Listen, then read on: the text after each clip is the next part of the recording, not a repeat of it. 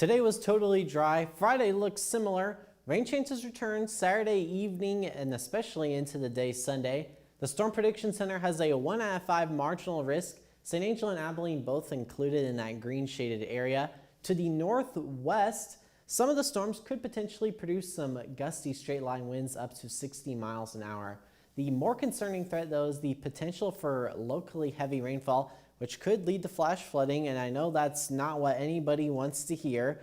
Once we get better, higher resolution weather model data, that'll give us a better idea of where the best threat lies.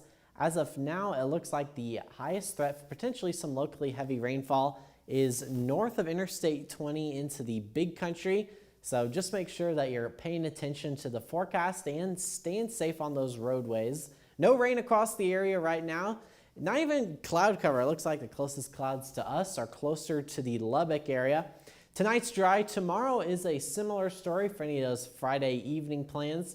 If you need to do any work outside, I'd recommend doing it Friday or Saturday, say before about 4, 5, or 6 o'clock, because it looks to be mostly after dinner Saturday into Sunday morning. We'll start to see the rain come across portions of west central Texas. And notice the best rain chances are across northern portions of our area. Not to say it's impossible south of I-20 for places like St. Angelo or Junction. I still want you paying attention to the forecast. It does look like the better chances, especially for some rainfall totals between about 1 to 3 inches and maybe even a little bit more in some locations. And even a little bit of rain in West Texas we know can potentially lead to some problems, especially with our already saturated soils. At this point, though, I want to emphasize it does not look to be a repeat of what we saw over the 4th of July. And those rain chances are going to continue into the work week. Pleasant evening outside in San Angelo, sitting at 83 degrees. And not a cloud to be seen on our San Angelo sky tracker. Winds are south-southeast. We'll start to see the winds turn a little bit more out of the east. That'll bring a little bit more of that Gulf moisture in, increase the humidity a little bit. Today, though, just felt great walking around downtown San Angelo. 80 for you in Brownwood, 82 in Big Lake right now. Tomorrow's not a bad day to play golf. It'll be a bit warm, though. We'll be waking up in the low 70s. Around 80 degrees by the lunch hour, about 84 degrees. Highs tomorrow looking to be in the low 90s. July has been abnormally cool, and calling July cool even sounds weird.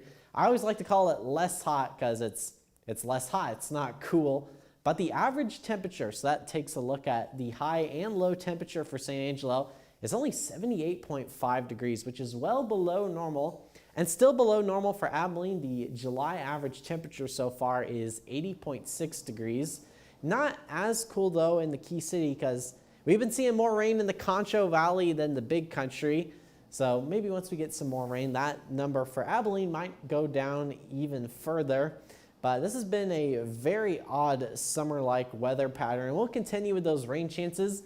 That also means temperatures continuing to look on the not as hot side, high of 91 tomorrow for St. Angelo and your Saturday.